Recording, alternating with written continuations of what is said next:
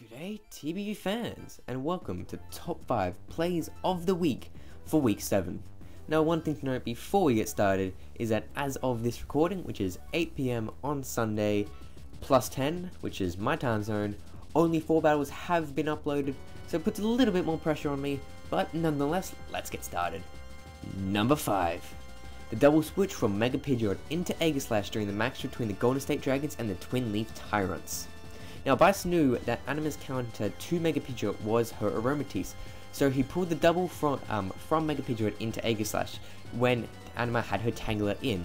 Now, while this play didn't factor too much into the match, as Anima was still able to pull back the victory, and it was shown later in the match that Mega Pidgeot was able to do 40% to the Aromatisse, it was still an impressive prediction on Bice's behalf, and that warrants it number 5. Number 4. The first few turns on the match between the Live Wurmple FC and the Welchions. Now, Richie had a Rhyperior in against an Exploud. Now, some people would think this as a good thing, thinking Exploud can only go for Boom Burst. However, Richie knew better and knew that Exploud could go for Surf, and he switched into his Melodic, which is exactly what happened. However, predicting even further, he went for the Ice Beam on the predicted Celebi switch in, which, again, it came in. Now, this is a pretty major point in the match, and it allows Richie to take out his Celebi on the following turns. It is hard to know how much Celebi would have done against his team, seeing as how he has a lot of checks to it, but also has a lot of things weak to it. However, nonetheless, this is still a very good prediction on Richie's part, and deserves number 4. Number 3.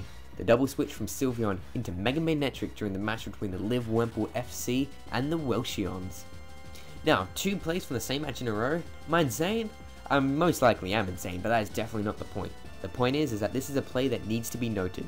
So Richie had his Entei in against Freedomeon's Mega Magnetric, so he could kill it with any move, so Freedomeon switched into his Sylveon. Now, predicting Richie to switch into his Golbat, he switched back into his Mega Magnetric, ensuring that Golbat did not get off a free defog. Now, while Freedomeon could not come back and take the game, it was still an impressive play, and it does need to be noted, as Stealth Rocks do hinder Richie's team quite a fair bit, and Golbat did do quite a fair bit against Freedomeon's team, so it is definitely deserving of number 3. Number 2.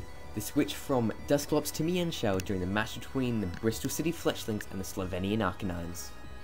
Now, Arcanine was proving to be a massive threat to Eric's team, and he had to find a way to get rid of it.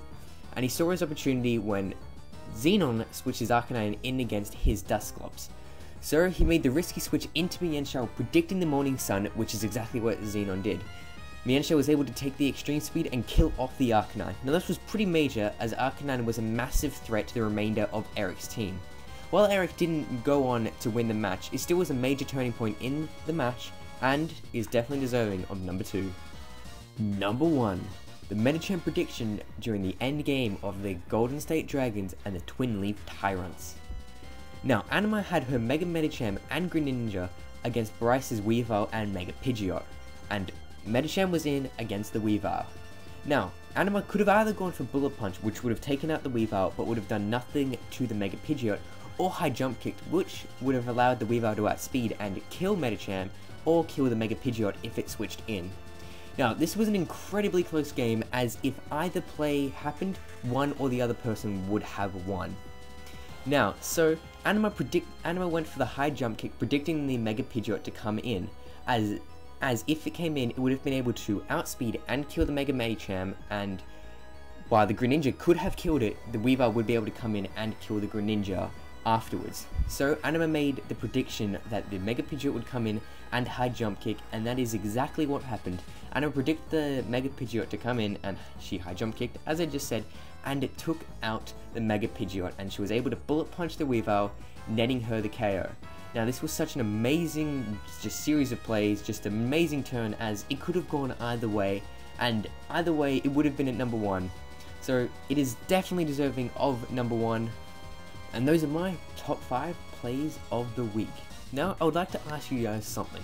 Do you think I should include preparation in the top 5? Up until now, I've only been actually using in-game turns, but I don't know if I should include preparation or not, so I'll leave it up to you guys. So tell me if you think I should, and I'll see you next week.